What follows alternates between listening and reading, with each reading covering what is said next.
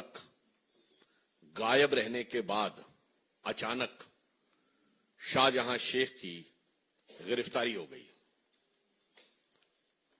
अब यह सोचने वाली बात है कि जैसे ही कोर्ट ने ईडी के मामले में गिरफ्तारी का प्रिवेंशन हटाया गया, पहली बात संदेश खाली के विषय पर महिलाओं के अत्याचार की कोई भी धारा, बलात्कार या बलात्कार के लिए प्रेरित करने की कोई भी धारा नहीं लगाई गई है।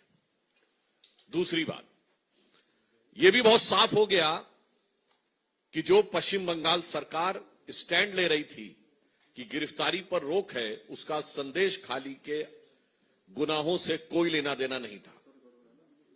तीसरी बात, उन्होंने जो ईडी के विषय के ऊपर गिरफ्तारी की रोक हटने के बाद गिरफ्तार किया, तो मैं बहुत साफ पूछना चाहता हूं कि यदि आपने ईडी के विषय पर गिरफ्तार किया है तो पश्चिम बंगाल सरकार उन्हें ईडी को क्यों नहीं सौंप दे रही है?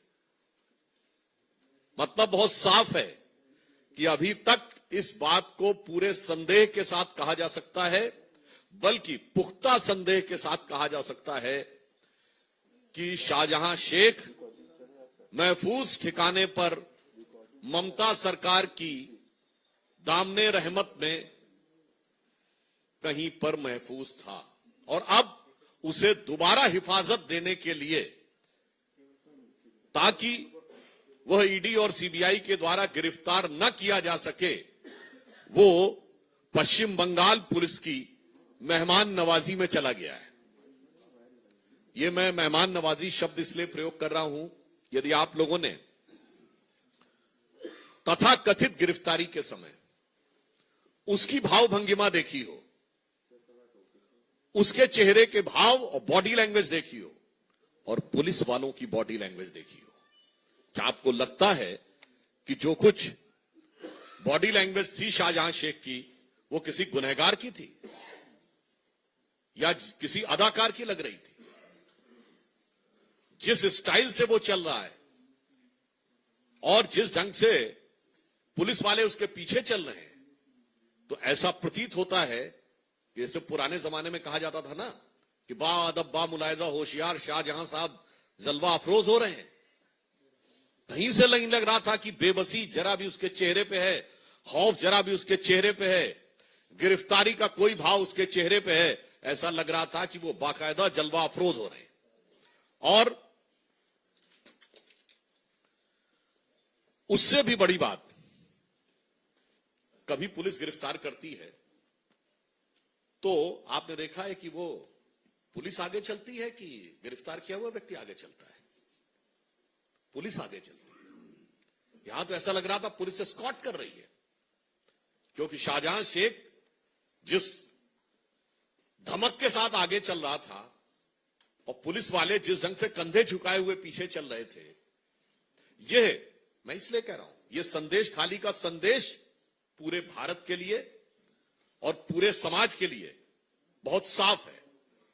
उससे बड़ी आपत्ति हमारा साफ साफ पूछना यह है कि जिसको ममता जी ने फ्लोर ऑफ द हाउस पे डिफेंड किया,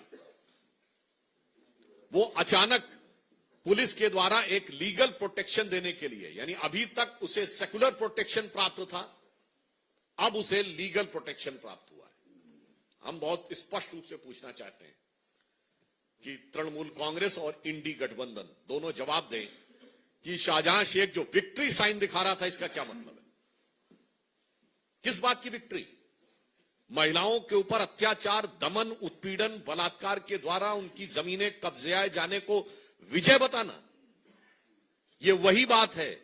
महिलाओं पर यातना और अत्याचार को विजय का प्रतीक बनाना, यह मध्यकालीन मुगलिया मानसिकता का प्रतीक है। और 21वीं सदी में शाहजहां शेख और ममता बनर्जी की सरकार उसी को आज एक रूप में सामने दिखाई दे रही है।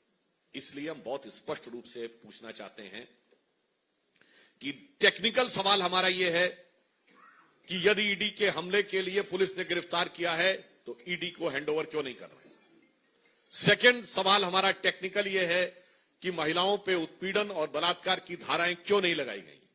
और तीसरा सवाल यह है कि जब कैमरे के सामने उसका इतना जलवा दिख रहा है, तो जेल में वो किस जलाल के साथ रह रहा होगा या रहेगा, इसका हमें सहज अनुमान लगाया जा सकता है। और चौथा नैतिक और राजनीतिक सवाल यह है कि उस विक्ट्री साइन का क्या कहना है।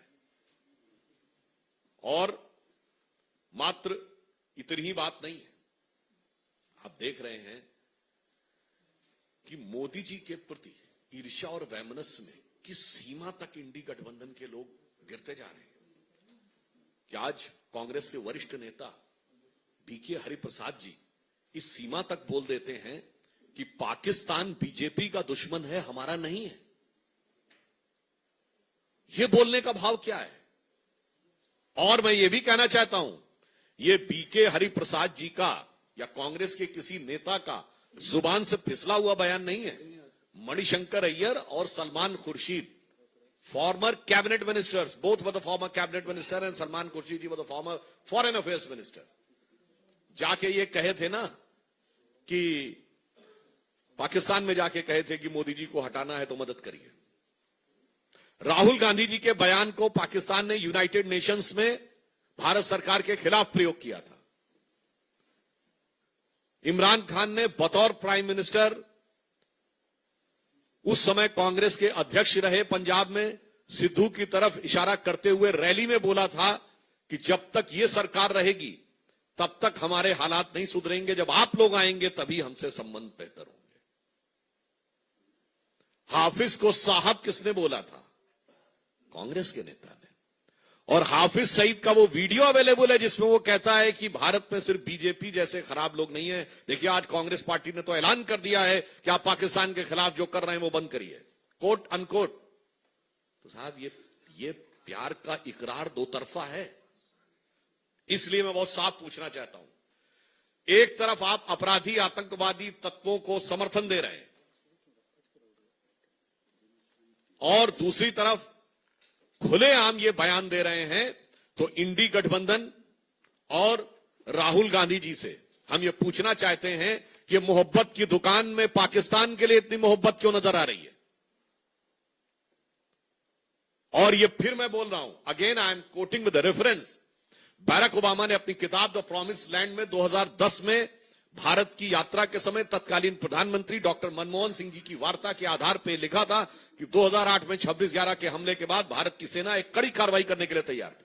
और उस समय रॉय आईबी के चीफ थे जिन्होंने इस्तीफा भी दे दिया था इस बात पे, क्योंकि लगातार संकेत दिए गए थे कि ऐसा होने वाला है। परंतु उसके बावजूद बकौल बैरक ओबामा, अगर कांग्रेस को आपत्ति है तो बैरक ओबामा पे जाके मुकदमा कर दें, बकौल Barack Obama doctor Manmohan Singh की सरकार ने इसलिए निर्णय नहीं लिया कि पाकिस्तान के खिलाफ हुई किसी भी कार्रवाई से बीजेपी को फायदा न हो जाए। यानी हमारे सैकड़ों लोग मारे गए, हमारे सिपाही मारे गए। तुकाराम मामले को तो याद है, हाथ में वो पकड़ते हुए गोली लग गई, कोई फर्क नहीं पड़ता।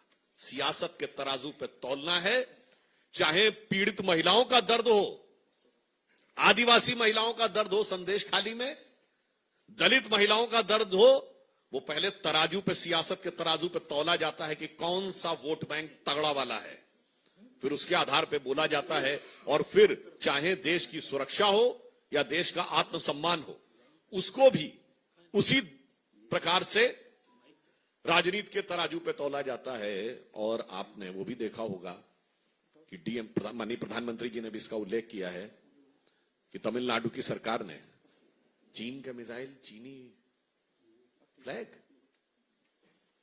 अब बताइए, चीन के साथ करार तो सुना था, डोकलाम में चीन के साथ लंच और डिनर तो सुना था, अब यही कसर रह गई थी कि इंडी गठबंधन की सरकारों में मिसाइल पे चीन का झंडा नजर आएगा। मगर आप आश्वस्त रहिए कि भारत की जनता इस हर एक चीज को, भारत की यह विवेकपूर्ण जनता हर एक चीज को बहुत गंभीरता से देख रही है और इसका समुचित प्रत्युत्तर देगी। महिलाओं के उत्पीड़न का माकूल जवाब मिलेगा, पाकिस्तान से प्रेम का मुंहतोड़ जवाब मिलेगा और चीन के झंडे का बिल्कुल एप्रोप्रिएट रिप्लाई इस गठबंधन की सरकार को मिलेगा। और मैं याद दिलाना चाहता हूं, ये वही डीएमके की सरकार है जिसके de facto number 2 minister eradication of Sanatan Dharma यानी हिंदू धर्म का समूल नाश की कॉन्फ्रेंस करते हैं, बयान नहीं अभियान की बात करते हैं, वही चीन का मिसाइल दिखाते हैं और चीनी झंडा उनके कार्यक्रमों में दिखाया जाता है। इस प्रकार की मीडिया में रिपोर्ट्स हैं और इस प्रकार के चित्र बहुत स्पष्ट रूप से उपस्थित हैं और आज तक अभी तक डीएमके की सरकार ने न इसके लिए माफी मांगी है, न सफाई दी है, न इसका कोई खंडन किया है।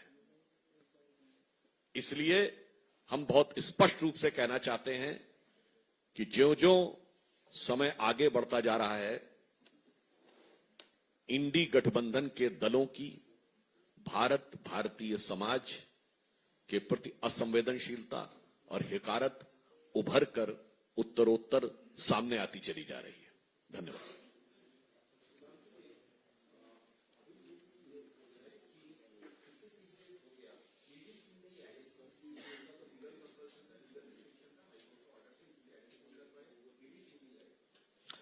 यही तो पॉइंट कह रहे हैं, अगर उन्होंने ईडी के प्रिटेक्स्ट पे अरेस्ट किया है तो it is incumbent of the part of the West Bengal government to hand it over to ED. क्या मजाक की बात है? मतलब क्या पुलिस ये कहेगी कि अब ईडी अब तो बरामद हो गया ना, तो जो कॉन्स्टिट्यूशनल लीगल पोजीशन है वो क्या है? मतलब there are two things. It means the West Bengal police is saying that we will prevent him to be arrested by ED. Clear है? इसका मतलब साफ हो गया ना, अभी तक वो पोशीदा था, महफूज था, दामने रहमत में था, अब मेहमान नवाजी में आ गया है।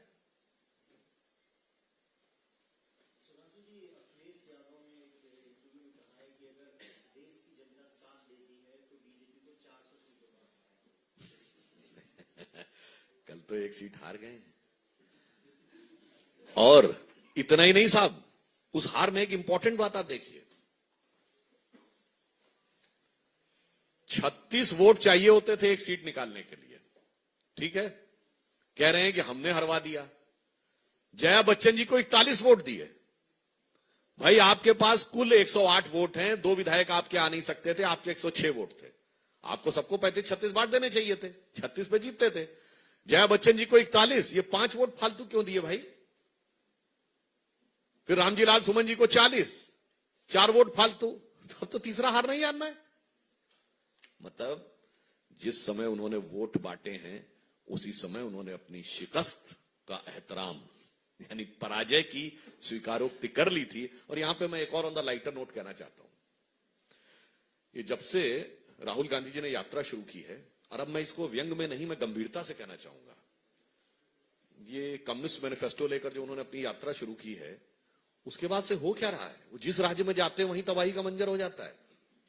मतलब गुवाहाटी से शुरू किए तो चौपाटी में देवड़ा जी ने पार्टी छोड़ दी, वो बंगाल पहुंचे तो ममता जी ने मुंह मोड़ लिया, वो झारखंड पहुंचे तो सरकार तो बच गई, मुख्यमंत्री जी चले गए, वो बिहार पहुंचे तो इसके सूत्रधार उनको मझधार में छोड़ के चले गए नीतीश कुमार जी, वो उत्तर प्रदेश पहुंचे तो आरएलडी ने छोड़ दिया, और भाई साहब सपा से गठबंधन किया और सपा गड़बड़ा गई।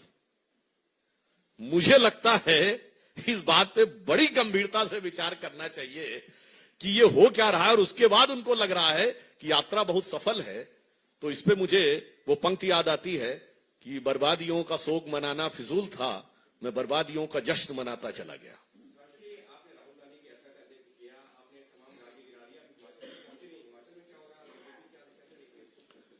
देखिए, हिमाचल में जो हुआ है वो बहुत गंभीर बात है।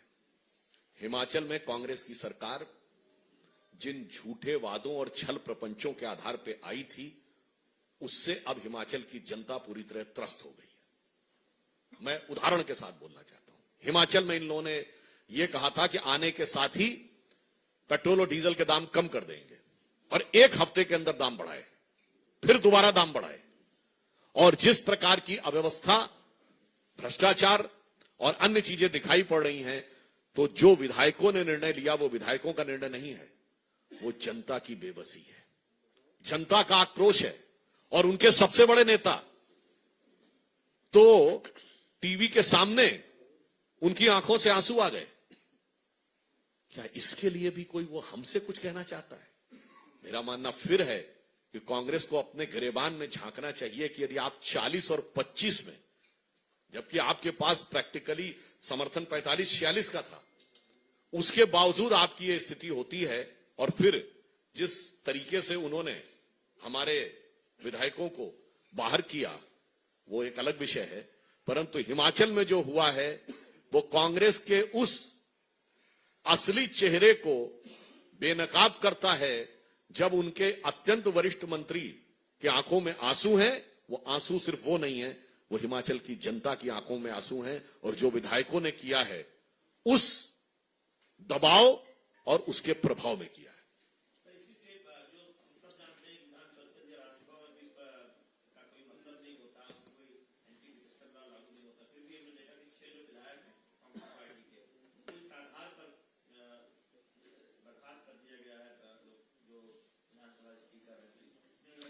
अब देखिए, ये विषय पे मेरे विचार से जो निर्णय है मैं बहुत स्पष्ट कहना चाहूंगा कि जब सदन की कार्रवाई भी नहीं शुरू हुई थी उससे पहले ही यदि विधायकों को बाहर किया गया, मुझे लगता है यह दर्शा रहा है कि कांग्रेस की सरकार यह समझ गई है कि अब विधानसभा के पटल के ऊपर भी उनकी स्थिति, जो नैतिक दृष्टि से वो कमजोर हो गए थे, अब संवैधानिक दृष्टि से भी वो कमजोर स्थिति में आ गए हैं।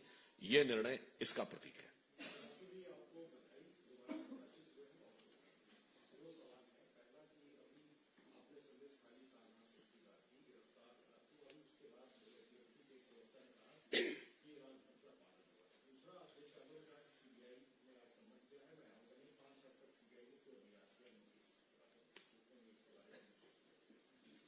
देखिए, जो उन्होंने कहा बहुत दुखद बात है कि धर्म की बात उनको शाहजहां शेख के बचाव के लिए याद आती है। जितना घोर अधर्म इस समय पश्चिम बंगाल में हो रहा है, मेरे विचार से ये समकालीन भारतीय राजनीति में बहुत रेयर एग्जाम्पल है। और मैं पुनः कहना चाहता हूं, तृणमूल कांग्रेस, कांग्रेस और इंडी गठबंधन से ये कट्टरपंथी ताकतों के साथ समझौता करके केवल शॉर्ट टर्म पॉलिटिक्स को देखना देश के लिए बहुत घातक होता है। 25-30 साल बाद उसका क्या परिणाम होगा समझिए। मैं इतिहास के उदाहरण से बनाना चाहता हूं। 1916 में कांग्रेस ने मुस्लिम लीग के पृथक निर्वाचन क्षेत्र की मांग मान ली थी जिन्ना के दबाव में, और सोचा था कि इससे फिलहाल मामला टल गया। 30 साल बाद वही इलाके पाकिस्तान बने। तो आज ममता जी जो कर रही हैं, आपको चिंता नहीं है कि 25 साल बाद, 20 साल बाद देश का क्या होगा। हमें चिंता है, क्योंकि माननीय प्रधानमंत्री जी ने तो यह कहा है कि अमृत काल में जो हम कार्य कर रहे हैं और देश की जनता को मिलकर जो कार्य करना है वो 1000 साल के आगे के भारत का आधार बताएगा। तो हमें 20-25 साल नहीं, 1000 साल आगे के भारत की भी चिंता है और 10,000 साल पुराने भारत की भी चिंता है। इनको सिर्फ एक चुनाव और 2 चुनाव में जीत की चिंता है। उसके बाद चाहे देश का कुछ भी हो, इतिहास गवाह है इन पार्टियों की फितरत ने देश को इस तरीके की समस्याओं में पहुंचाया। ऐसे ही अपडेट और वीडियोस के लिए भारत नाथ को लाइक, शेयर और सब्सक्राइब करें। बेल आइकन दबाना ना भूलें।